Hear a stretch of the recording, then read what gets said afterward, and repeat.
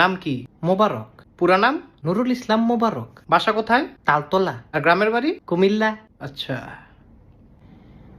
তোমার নাম জানি কি বললা? স্যার মোবারক। তোমার বাবার নামও দেখি মোবারক।